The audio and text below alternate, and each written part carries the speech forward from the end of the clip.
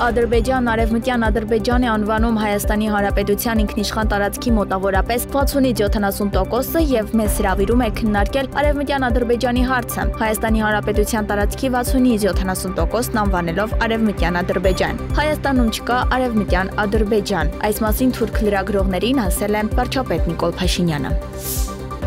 Իրանը ողջունել եւ բարձր է գնահատել Հայաստանի եւ Ադրբեջանի միջև խաղաղության պայմանագրի շուրջ համաձայնությունը։ Հայաստանի եւ Ադրբեջանի միջև խաղաղության պայմանագրի պայմանների շուրջ համաձայնության ձեռքբերումը անհրաժեշտ եւ կարեւոր քայլ է Հարավային Կովկասում կայուն խաղաղության հաստատման ուղղությամբ, հայտնել է Իրանի ԱԳՆ ներկայացուցիչը։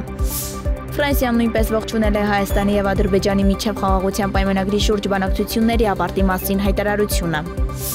Հայաստանի եւ Ադրբեջանի միջև խաղաղության համաձայնագրի նախագծի համաձայնեցված տեքստում որևէ դրույթ չկա, այսպես կոչված միջանցքի մասին ազգային ժողովի արտաքին հարաբերությունների նիստում այս մասին վստահեցրել է Հայաստանի արտաքին գործերի նախարար Արարատ Միրզոյանը։ Կա երկկողմ պատրաստակամություն գործակցել տարբեր ոլորտներում, այդ թվում տրանսպորտային, տրանզիտ, տնտեսական հարցերում։ Նա հիշեցրել է Հայաստանի մոտեցումը ապաշրջափակման առումով հրապարակային է։ Հայկական կողմն այդ մասին շատ կառուցողական առաջարկ է ներկայացրել ադրբեջանական կողմին եւ այդ առաջարկը հետեւյալն է։ Նախ շրջափակել երկաթուղիները, հնարավորություն տալ երկու երկրներին օգտվել միմյանց երկաթուղային ցանցերից։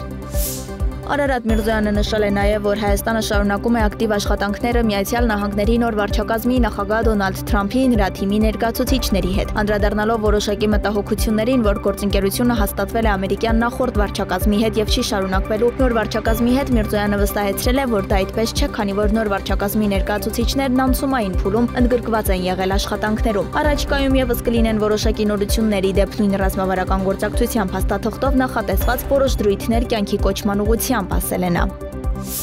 Հայաստանի պաշտպանության նախարարության պաշտպանական քաղաքականության եւ միջազգային գործակցության վարչության պետ Լևոն Այվազյանի եւ Լիտվայի Հանրապետության ազգային պաշտպանության նախարարության միջազգային հարաբերությունների եւ գործողությունների խմբի ղեկավար Ալգիրդա Նորկուսի գլխավորած պատվիրակությունների միջև մարտի 13-ից 14-ը Վիլնյուսում անցկացվել է Հայաստան-Լիտվա երկկողմ պաշտպանական խորհրդակցություններ։ Քննարկվել է Հայաստանի եւ Լիտվայի միջև երկկողմ պաշտպանական գործակցության ընթացքն ու զարգացման հեռանկարները։ Խորհրդակցությունների ավարտին ստորագրվել է Հայաստանի պաշտպանության նախարարության եւ Լիտվայի ազգային պաշտպանության նախարարության միջև գործակցության 2025 թվականի պլանը, որն ընդգրկում է մի շարք միջոցառումներ Հայաստանում եւ Լիտվայում։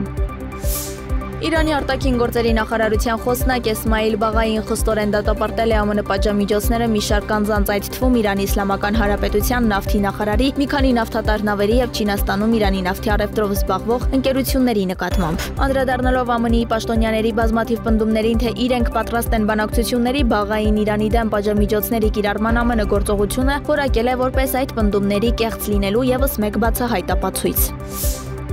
Ամերիկան Airlines ավիաընկերության ուղևորատար ինքնաթիռի շարժիչում հրդեհ է բռնկվել, երբ այն վերաուղղորդվել է Դենվերի օդանավակայան։ Բոլոր ուղևորները եւ անձնակազմի անդամները տարհանվել են վթարային ելքերով։ Ինքնաթիռում եղել է 172 ուղևոր եւ անձնակազմի 6 անդամ։ Դենվերի միջազգային օդանավակայանից հայտնել են, որ 12 մարդ թեթև վնասվածքներով տեղափոխվել է հիվանդանոց։ Հրդեհը մարվել է, միջադեպի պատճառները հետաքննվում են։